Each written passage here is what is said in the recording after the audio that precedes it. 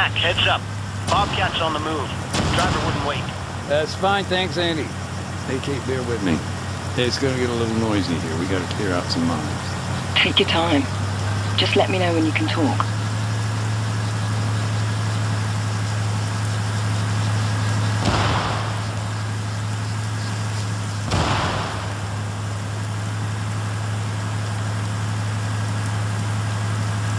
Okay, road's safe now. Bring the van on up.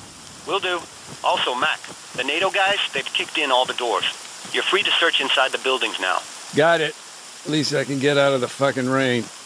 I'll come find you in a bit. Have fun reminiscing.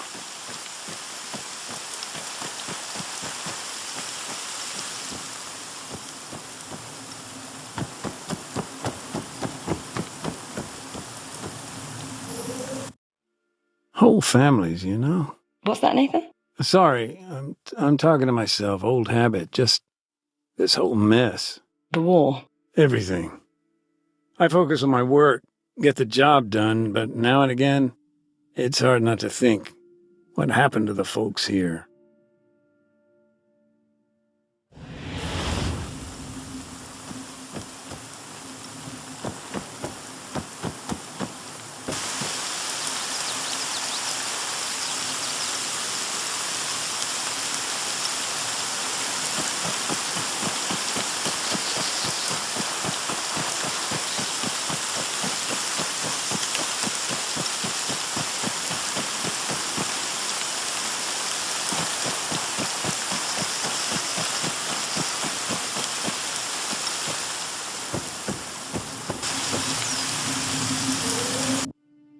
How had things deteriorated so quickly?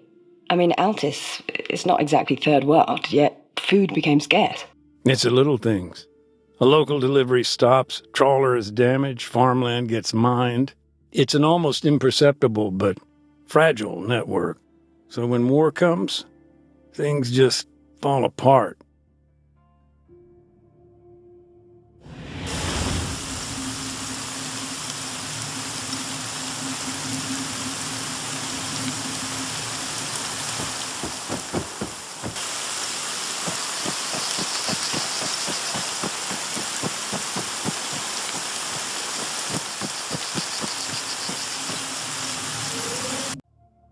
Our camp in the town, I still remember it clear as day. Were there many of you? From IDAP? No, not really. 4, maybe. Sometimes a couple more, depending on what we had going on. It was mainly logistics, but we did have a doctor and an ambulance.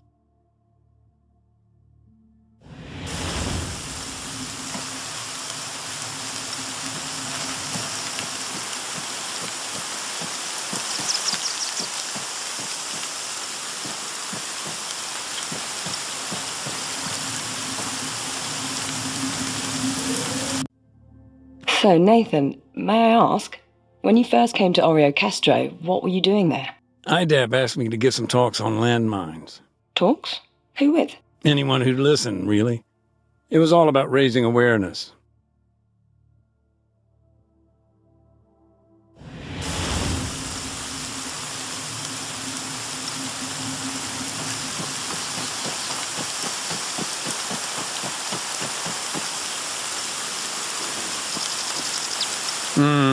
I got a UXO here dug right into the wall. Shit.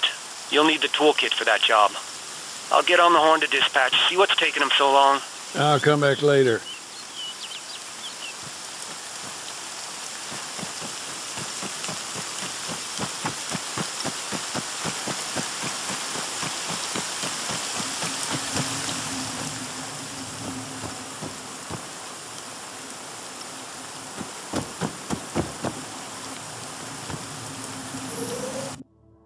Going back to what I said about the people here, their support for the guerrillas, sometimes it was a lot more than food and water. What, guns? Yeah, even after the government troops arrived, garrisoned their mayor's house, folks were still doing all they could for the cause.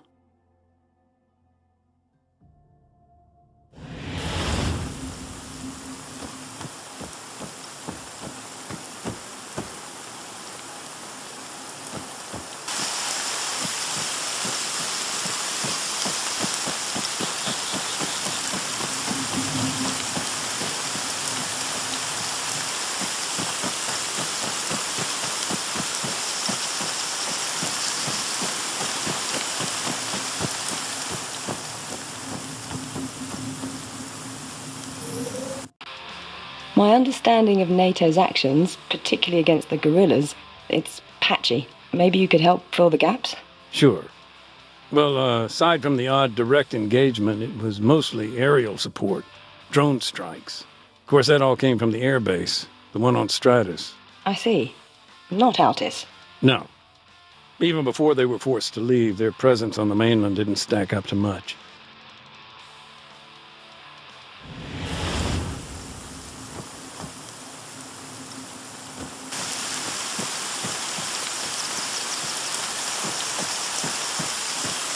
Morning. You been in? You kidding me? I ain't going in there, man. That shit's all yours. Where are you now? Who, me? I'm exploring. I can hear an echo. Yeah, I'm in what used to be the mayor's place, actually. At least it was before the government forces took it over.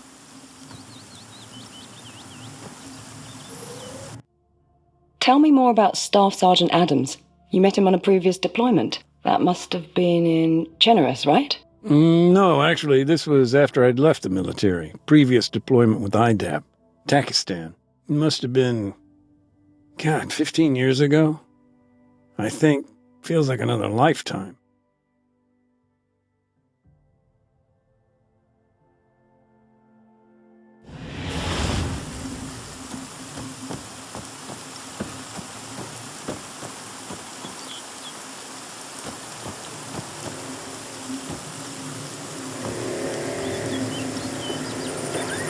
I got a leaflet here. The Army must have scattered thousands of these. Propaganda. Something like that. This one says there's still time to surrender. Maybe a bad choice of words considering.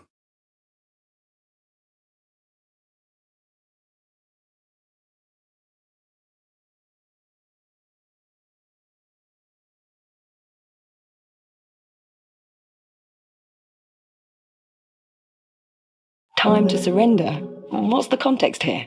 This was last year, September. These leaflets, they were dropped maybe a day before the fighting began. You see, the guerrillas there, they'd found themselves a new leader. Charismatic, ex-military. For him, this was no time to surrender. Far from it.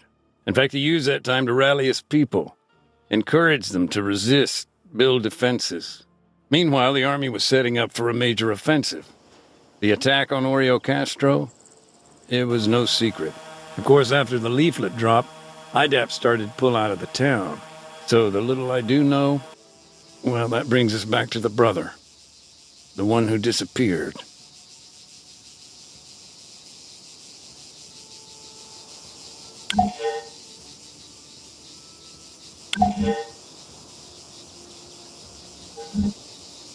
His name was Alexis. He'd volunteered to build a barricade. Town was his home, after all.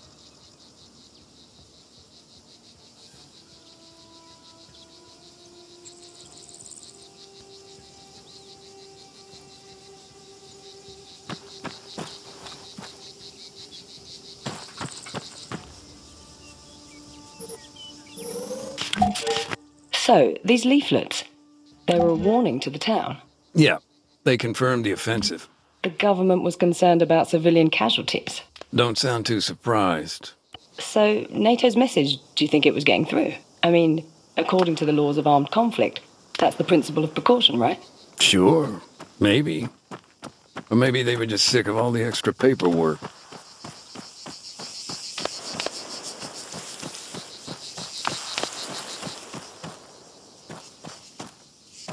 Stop me if this is a delicate topic, but I'd like to press you for more information on the executions. No, I mean, you're investigating war crimes. I'll tell you what I can. Okay. How many were killed? 9. And, in your opinion, what did this violence achieve? Nothing. All that, I don't know if it served any purpose.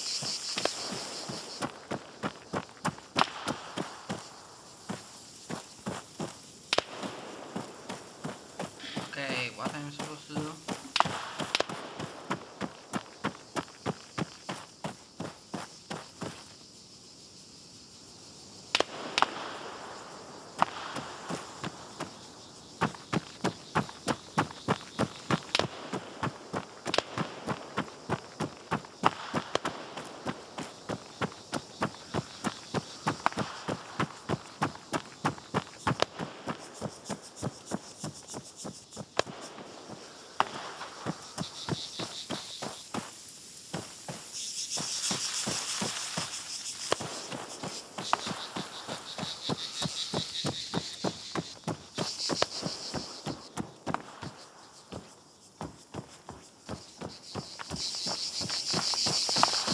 If I understand it, you know about what happened through the brother. Alexis, was it? Did you meet him? Not directly, but, you know, it's a small town, right? People knew Alexis. After what happened here, I talked to the locals. Found out what I could. The rest of what I know is pieced together from the commission report itself. Actually, that incident report, the evidence you submitted, that's partly why I asked for the interview. I want to gain a human perspective. Well, that's understandable.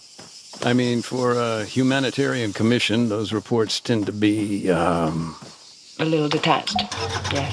Do you think Alexis, I don't know, thought twice about taking these vehicles? Look, sure, these are his neighbors, but this was their home, and it was under attack. What would you do?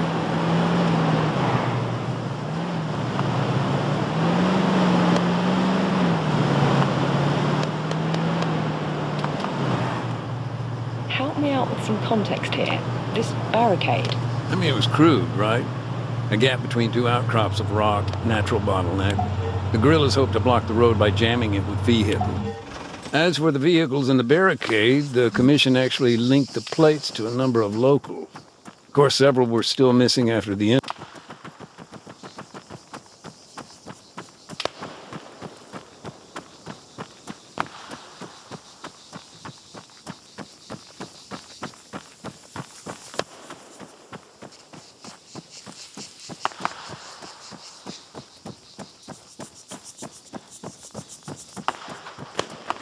At what point did things become unsafe in the center of town? Well, I'm not sure it was ever completely safe. Even before things escalated, we were concerned about being accidentally targeted. And to be honest, it didn't matter where we moved. That always remained a concern.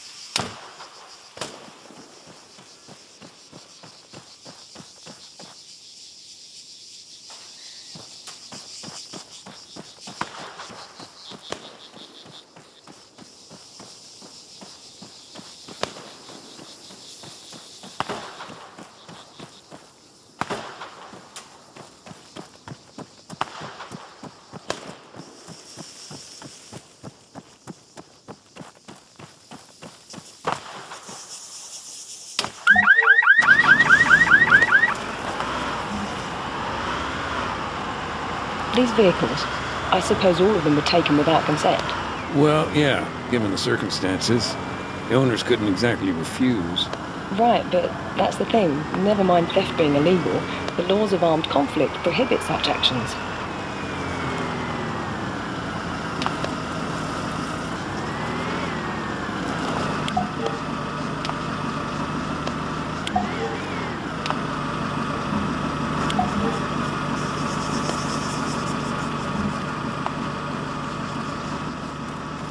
Nee, ik wil still find the phone.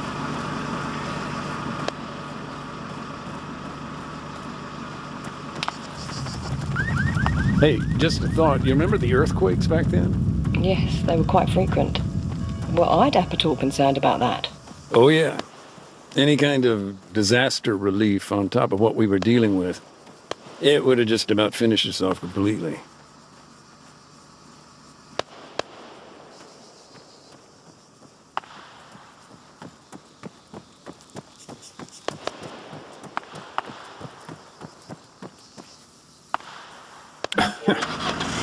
Sorry, I shouldn't laugh. Just, I was thinking, he even took a local priest's car. I remember I was talking to Father Georgiopoulos, and he was actually very good about the whole thing. How so? Something about rich men and camels.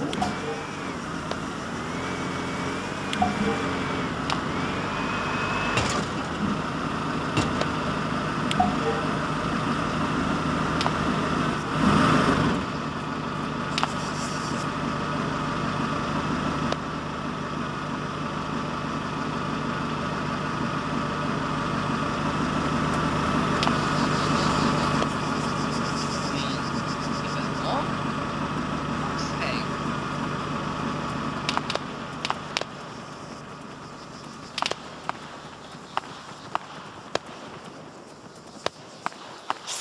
Then it...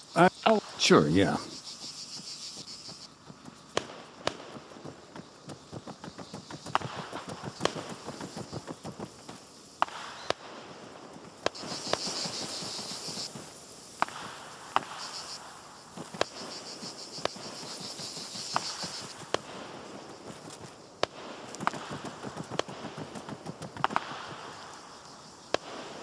You mean... No.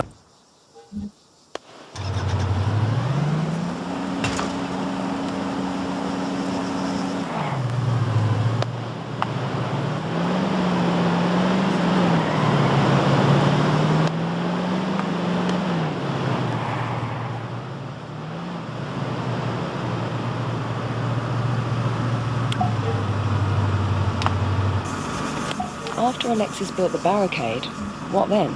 Did he stay inside the town? No, that's where the story gets more complicated. The barricade itself was later chained up and set on fire by someone else. I don't know quite who. Alexis, he headed west to lay mines.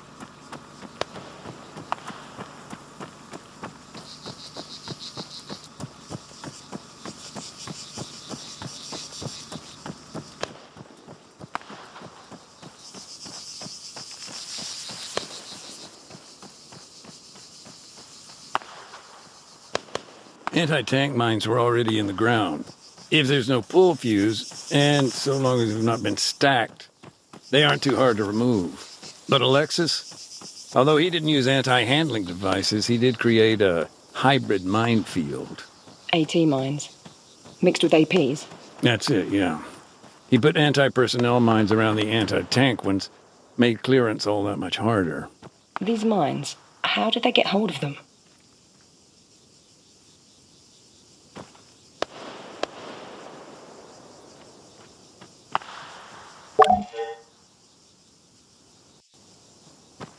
They got them when the government's outposts fell into guerrilla hands.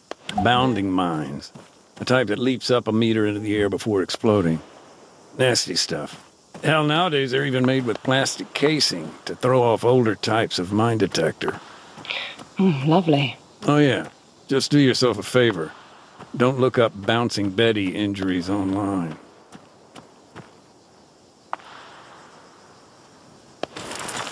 And they're still there? Mm-hmm. They're not for long. We're setting up our demining drones as we speak.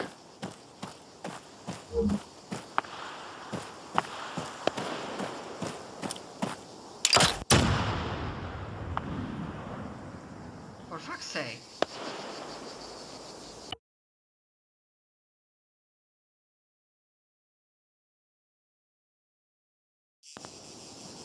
They got them when the government's outposts fell into guerrilla hands.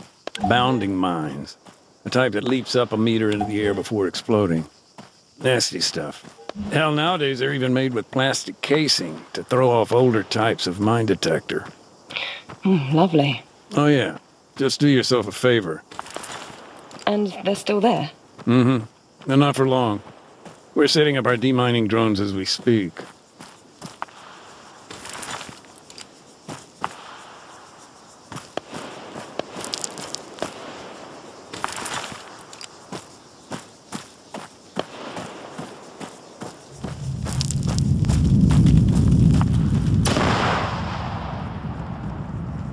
For fuck's sake. You know, thinking about it, even if we had a record of where Alexis's mines were, it may not do much good. No?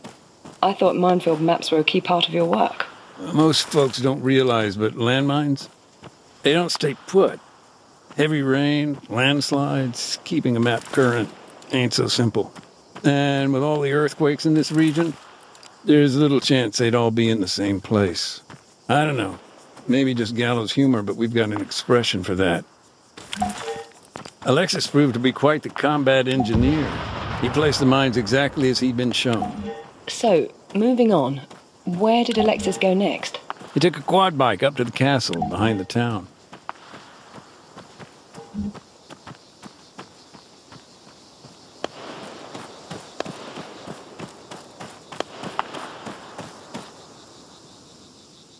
The castle? Why? He was needed at the guerrillas' base camp. Okay. His group were running things from up at the castle. Mm-hmm. And I see what you're getting at. Yeah, Geneva Conventions, cultural objects, I think. The barricade. There wasn't any way around it there. From the road? No, well, not unless you cut through the compound.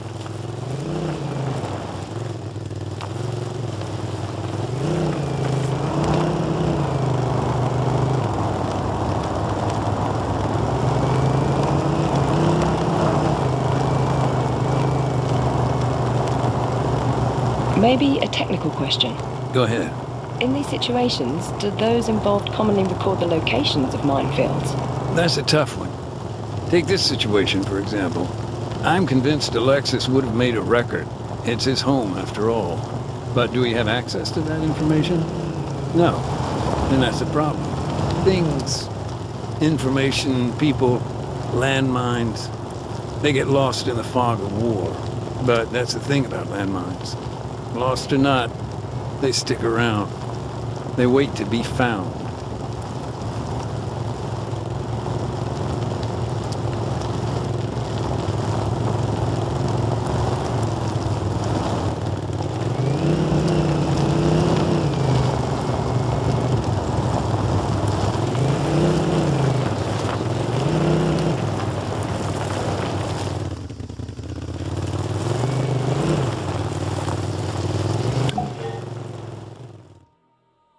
Do you feel these preparations made a difference? In the short term, I do, yeah.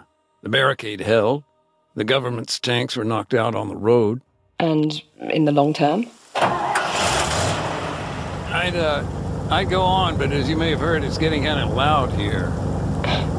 By the sounds of it, you've got your hands full. This'll only take a minute. Be right back.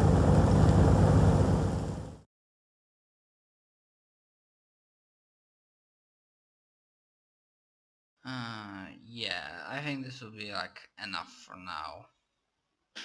It's getting late and yeah, it's past 10. I'm just gonna allow the intro for this mission to play through. Bet you wish we had one of those in Pakistan, huh?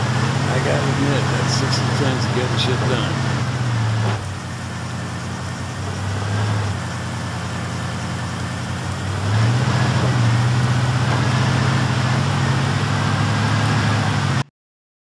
Alright, so gonna save.